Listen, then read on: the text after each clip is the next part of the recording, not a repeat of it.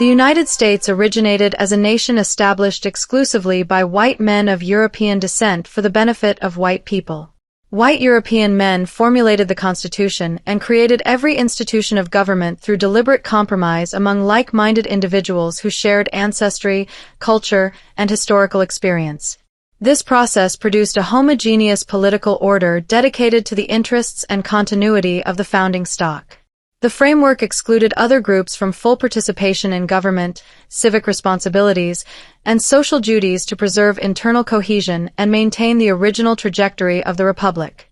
Governance remained overwhelmingly the domain of white men in the founding era. The 14th Amendment granted citizenship, and the 15th Amendment extended voting rights to black men in 1868 and 1870. The 19th Amendment later granted women the vote in 1920. Despite these expansions, practical political control and institutional direction stayed aligned with the founding white male stock for decades, reinforced by state-level measures and social norms. This arrangement preserved the Republic's core character as a government oriented toward white people by white men.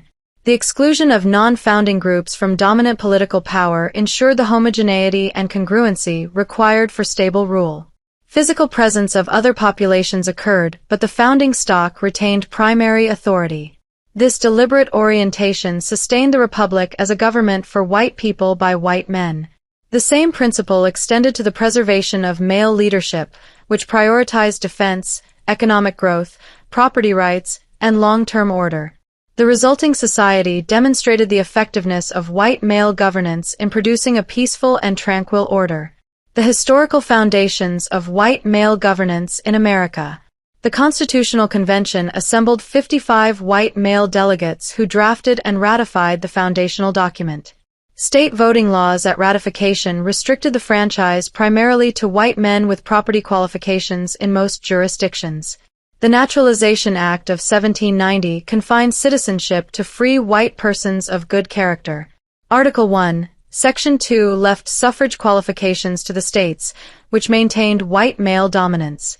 These provisions embedded the Republic within the racial and gender realities of its creation and operated as the legal expression of the founders' intent. Post-Civil War amendments expanded formal rights. The 14th Amendment extended citizenship, and the 15th Amendment addressed voting for black men. White men continued to direct the overwhelming majority of federal and state institutions, offices, and policy. The Three-Fifths Clause and earlier compromises had already reflected pragmatic accommodations within a union governed by white men. The structure preserved the founding homogeneity that enabled consistent policy and institutional growth even after the amendments. Pre-19th Amendment America exhibited the sustained operation of white male leadership. White men shaped the dominant direction of legislation and execution. This period produced the territorial, economic, and military achievements that elevated the Republic to global prominence. The framework demonstrated that governance oriented toward the founding stock delivers coherent direction and sustained advancement. The Republic advanced because power remained concentrated inside the group that had formulated its institutions. The principles supporting a nation for white people by white men. Homogeneous governance by a single people who share ancestry, values, customs, and historical memory achieves maximum internal cohesion. Decision-making proceeds without the friction of competing ethnic or racial blocs. Compromise occurs among individuals who share the same foundational outlook, producing consistent policy direction across generations. A nation for white people by white men, therefore, constitutes the practical expression of this cohesion principle. The founders applied it when they limited primary political power to themselves and their descendants. Male leadership supplies the decisive orientation required for national strength. White men directed defense, economic expansion, property rights, and institutional order during the formative and subsequent eras.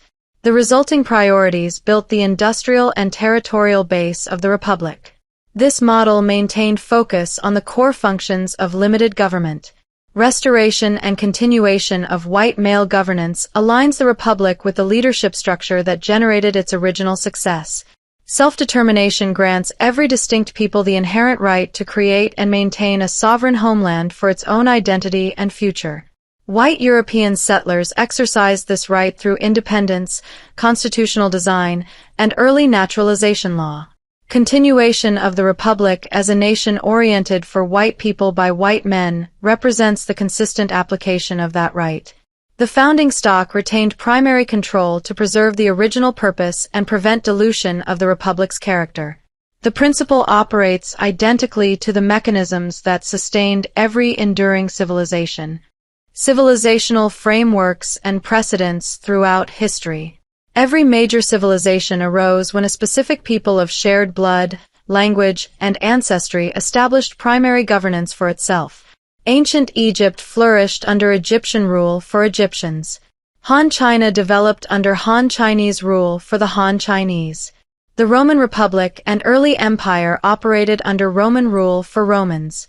The Japanese Empire, Ottoman core, Persian Empire, Greek city-states, Viking kingdoms, Anglo-Saxon kingdoms, and Frankish kingdoms all followed the identical pattern of one people governing for its own destiny.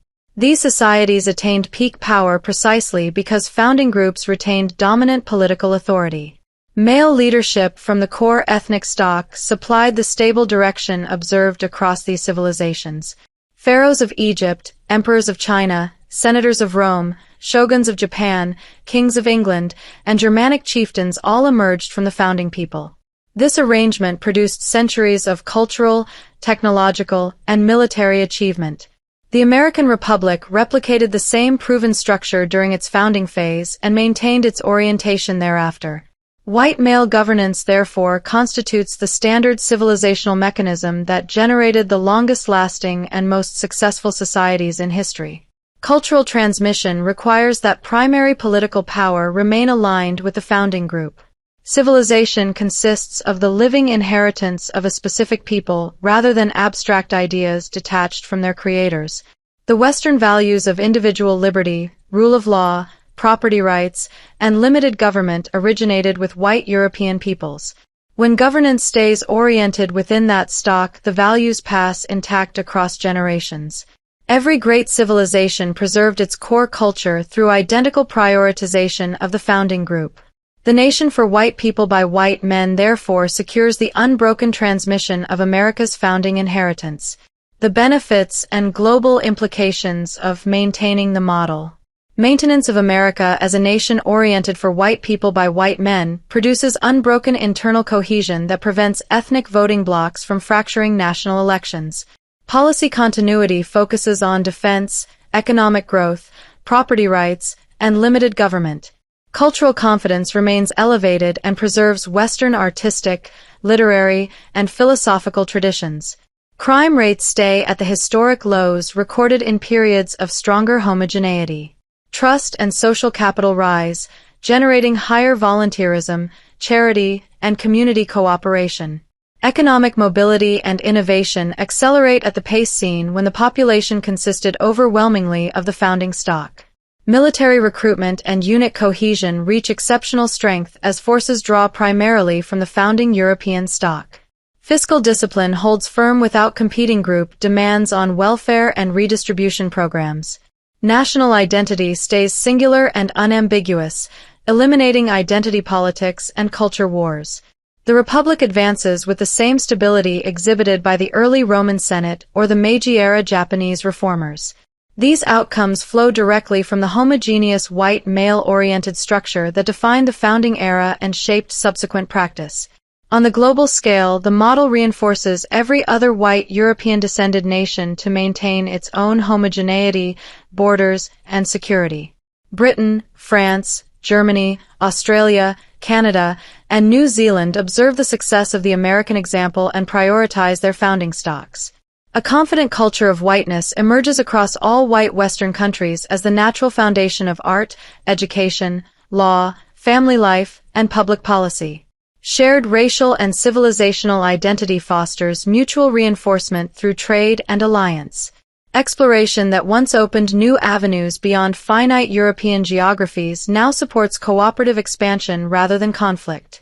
The American Republic demonstrates that white self-rule without royal or aristocratic monopolies ends centuries of intra-white warfare driven by perceived resource limits, crowns, titles, land moguls, ego, and short-sighted governance. White nations unite under republican structures governed with primary orientation toward their own founding men, transcending old hierarchies and directing collective energy toward civilizational advancement. Conclusion. The nation for white people by white men represents the American expression of the universal civilizational framework that produced every enduring society in history. White male governance secures homogeneity, self-determination, and cultural continuity while delivering internal cohesion, policy stability, and economic strength. The model prevents external interventions from disrupting the organic trajectory of the founding stock. Global reinforcement among white nations creates a network of secure, self-governing societies bound by shared heritage and mutual confidence. Interwhite conflicts rooted in finite geographies and royal power structures dissolve once the American example proves the superiority of republican rule oriented by white men for white people. Hierarchies based on crowns, titles, and land ownership yield to leadership drawn from the founding stock. The entire white Western world advances as a unified force free of internal division and external dilution. The Republic fulfills its original purpose and stands as the permanent beacon guiding white civilization toward centuries of stability and achievement. White peoples exercise their inherent right to sovereign homelands governed with primary orientation toward themselves. The resulting order produces the peaceful, tranquil society that homogeneous rule has always generated. America, maintained as a nation for white people by white men, realizes the full potential of the civilizational pattern that built Egypt, China, Rome, and Japan. The framework endures as the proven path to maximum cohesion, cultural confidence, and collective destiny for the white race.